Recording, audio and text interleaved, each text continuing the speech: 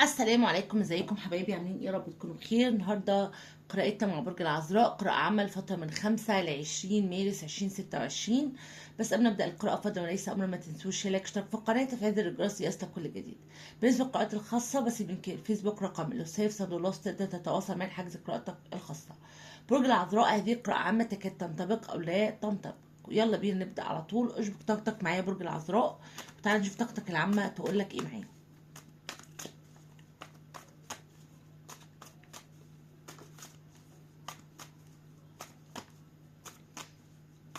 كل سنة وانتم طيبين يا جماعة. يعني خلاص رمضان قرب ينتهي والعيد بقى على الابواب، وان شاء الله باذن الله يبقى عيد خير، ورب برضو الشهر الكريم دوت يكون شهر خير علينا جميعا باذن الله يا رب.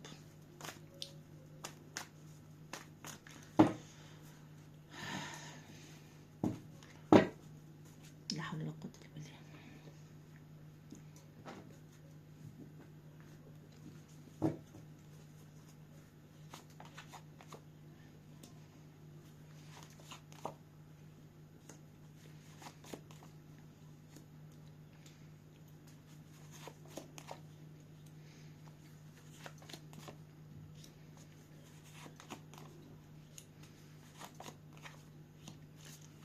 برج العذراء، الفور بنتكل طاقه بتقول ان انت الفتره ديت حاطط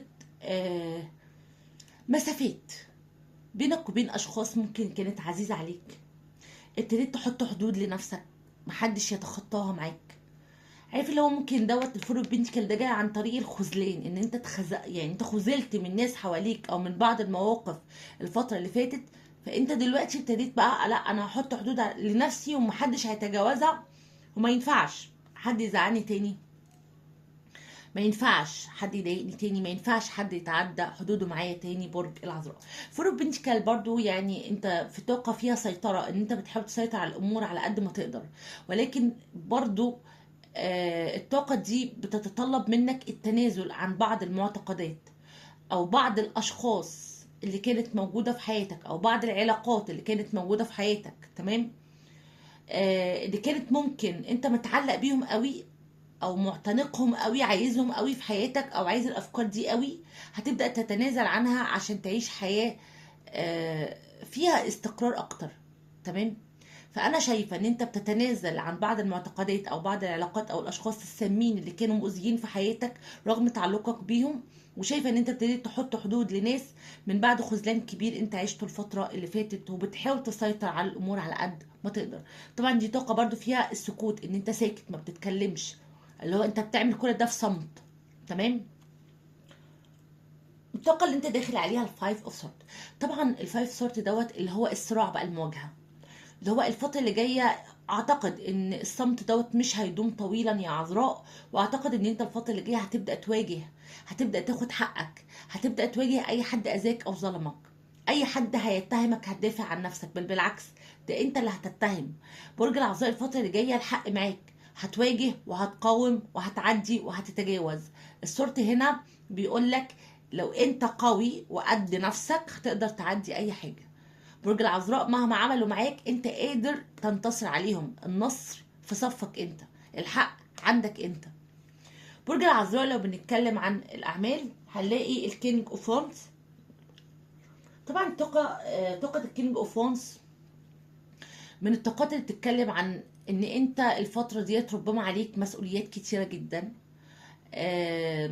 ممكن بتحاول تفتح حاجة مع نفسك او بتفتح مشروع مع نفسك، او محتاج تزود خبرتك في مجالك، او انت اوريدي في مكان محتاج منك دايما ان يكون عقلك حاضر دايما. فعليك التزامات ياما عمليا، انت شخص عندك مسؤوليات ياما، وبتحاول ان انت كمان توصل لحاجة افضل من كده. طبعا ده عمليا. وبرده هنا بيقول ان انت يا برج العذراء الفترة ديت ربما انت بتقود شيء او عايز تقود شيء، يعني سواء بقى اشخاص حواليك او حتى مشروع جديد انت عايزه. طب لو انا مش شغال اصلا فانت بتحاول تدور على حاجة في مجالك تساعدك انت تحس فيها نفسك. تمام. طب عملية الفترة الجاية فور اوف سور. طبعا طاقة الفور اوف سور عملية الفترة الجاية بتتكلم عن ربما هتبدأ ان انت تريح شوية، يعني ممكن انت مثلا تاخد اجازة لو انت شغال، تاخد وقت مع نفسك تقرر فيه ان كنت انا هكمل في المكان دوت ولا ابدأ حاجة مع نفسي. وانا اعتقد ان يا برج العذراء الفترة الجاية في شيء انت هتعمله بنفسك، هتكون انت مع نفسك، انت قائد نفسك وقائد اللي حواليك فيه. تمام. طيب ماديا السترينز انت قادر تسيطر على الامور، بس مش معنى السترينز ان الدنيا ماشية صح، لا. ماديا انت محتاج اكتر عشان اقدر اوظف اللي عندي صح، عشان اقدر ان انا التزم صح، عشان اقدر اوفي التزاماتي صح. فانت عليك مسؤوليات وعليك التزامات وفي ناس مسؤوله منك، فانت سترينث، انت قادر ان انت تسيطر، ولكن انت محتاج اكتر. ايت اوف كابس هتبدا تاخد اول خطواتك نحو المال يا برج العذراء الفتره اللي جايه. اول خطواتك نحو المال الخاص بيك، الحاجه اللي انت هتجتهد عليها وتلاقيها، او الحاجه اللي هي مثلا كنت فاقد فيها الامل هتبدا ان انت تشتغل عليها عشان تحيا، سواء ميراث بقى او حقوق ليك عند حد، ايا كان الشيء اللي انت بتتطلبه او عايزه. طيب الكوين اوف بنتكل صحيا.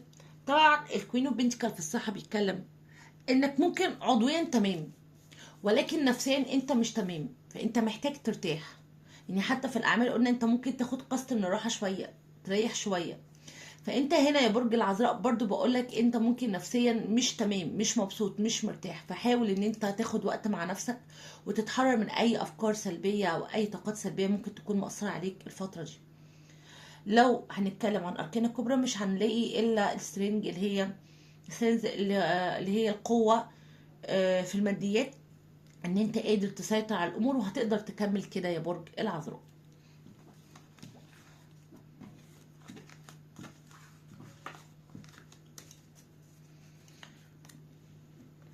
دلوقتي عاطفيا العذراء من 25 مارس 2026.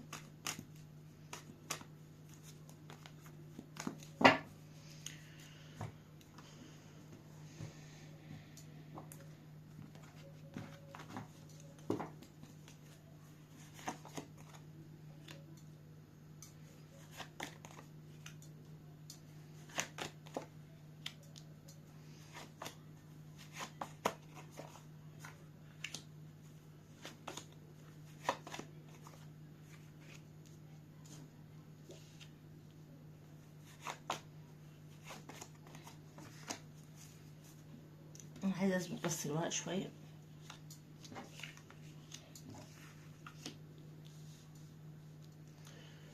تمام.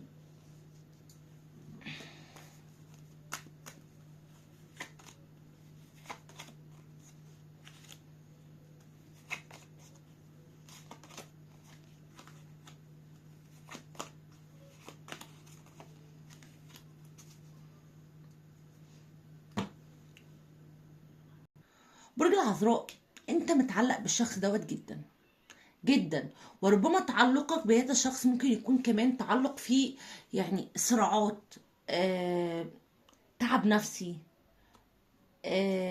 ملل، تعبت، اديت كتير، قدمت كتير، في دايما مشاحنات بينك وبين هذا الشخص، متعلق بيه قوي. رغم ذلك العلاقه دي سامه بالنسبه لي. شايفاك برج العذراء مش عارفه ليه فور اوف كاس فور اوف سورت ان انت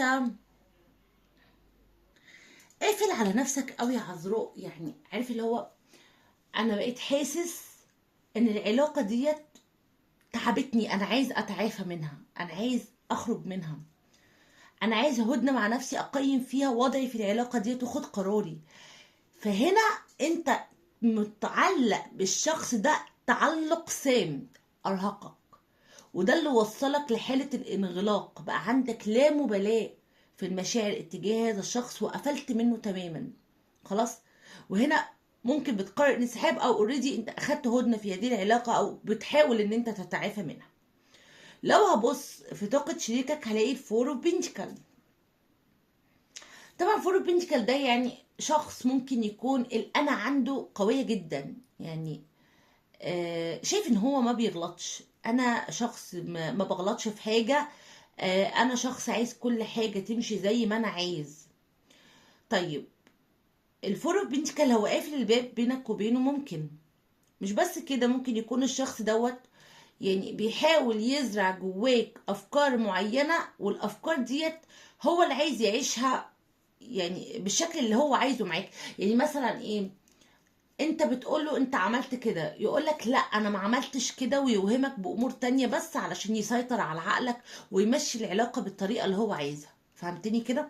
طيب، هنشوف التين اوف وانس مع الكوين اوف كابس. هقول ان الشخص دوت مضغوط، يعني ممكن هو بيعمل كده لان في صراعات حواليه، في ضغوط، في ضغوط.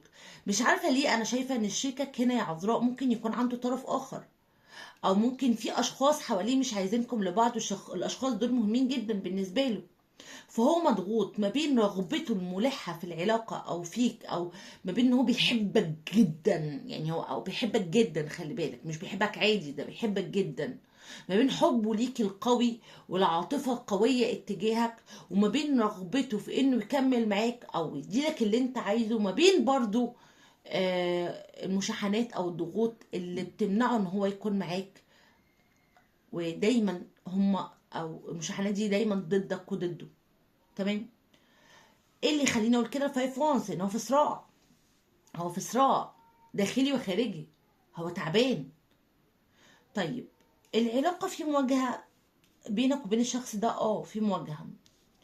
ممكن ندي مثلا المواجهة ديت امتى؟ يعني مثلا سستر، يعني ممكن في وقت الربيع كده، نتكلم عن الربيع، نتكلم مثلا من اول 21/3 اللي جاي كده تبدأ الامور تتيسر بينك وبين هذا الشخص. ممكن العودة في الوقت دوت، يعني هي دي الطاقة اللي موجودة، ولكن العودة تبدأ مثلا من وقت الربيع، يعني ممكن نقول من 20/21/3 ممكن. طيب، او المواجهة، مش لازم العودة، ممكن المواجهة ان احنا نقعد ونتكلم ونواجه. طيب، رسائل على الباطن، انا شايفة هنا الشخص دوت كأنه من جواه هو عايز يدافع عن العلاقة دي باستماتة، وهو تعبان جدا من غيرك، وحاسس ان هو في وضع متعب قوي بالنسبة له، مش قادر عليه. هو مش قادر على بعدك، هو مش قادر على زعلك، هو مش قادر على ان انت قفلت الباب في وشه، او مش قادر على حتة ان انت خلاص بقيت قاصد ان انا ابعد واتعافى من هذه العلاقة. هو مش متحمل الفكرة نفسها. تمام. طيب، الخطوات بتاعت الشخص دوت اتجاهك ايه الفترة اللي جاية؟ واضح ان الشخص ده خطواته انه هيسمع كلام قلبه ويجيلك يا عذراء. الشخص دوت هيجيلك بعرض عاطفي حلو جدا، معناه ان انا تخلصت من كل ما كان يعيق وجودي معاك. انا هبقى معاك وليك الاختيار، يعني هيعرض وهيستناك، يا تقبل يا ترفض، والقرار ليك. مصير العلاقة برج العذراء في المستقبل القريب، أنا بشوف برج العذراء مصير علاقة في المستقبل القريب، شايفة استقرار، تحول حلو في العلاقة ديت، ثقة، طموح، نمو. العلاقة فيها ارتباط عميق الفترة اللي جاية، وفيها قرار مصيري هيتاخد، والقرار دوت هيجمع بينك وبين هذا الشخص بشكل أبدي بإذن الله. تقاطع برج ذات معانا هنقولها دلوقتي بعد الرسائل.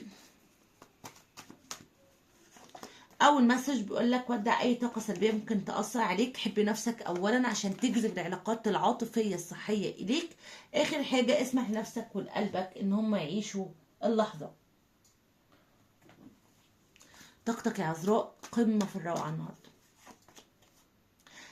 عندك سعاده لان انت طيب وقلبك طيب وعادل. عندك صحه جيده، فرص حظ قادم نحوك وقوه، بدايات جديده، وربما استعاده ذكريات من الطفوله.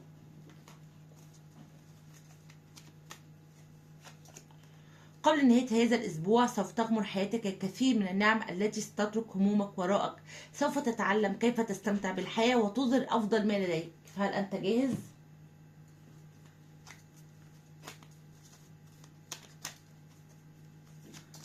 لا تهرب من مواجهة ما يدور بداخلك.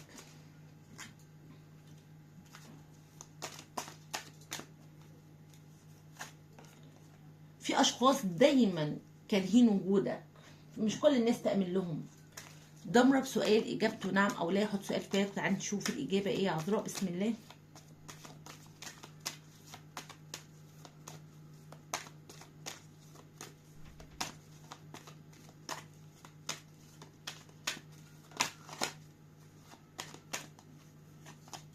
قريبا جدا. طاقات الابراج اللي طلعت معايا النهارده ناريه، ترابيه، هوائيه، مائيه، كل الابراج نزلت. الابراج الكبيره اللي كانت موجوده معايا بس اللي هقولها، ولكن كله نزل. عندي العقرب، وعندي الجدي، وعندي الثور، وعندي الدلو، وعندي العذراء، وعندي الجوزاء، وعندي الاسد، وعندي الميزان. بكده تكون خلصت قراءتنا مع بعض. شكرا لكم، اشوفكم على خير، وحشوني جدا جدا، مستنياكم في قراءات تانية كتير. ارجو لو عجبتكم القراءة متنسوش اشتراك في القناة، تفعيل زر الجرس ليصلكم كل جديد. باي باي.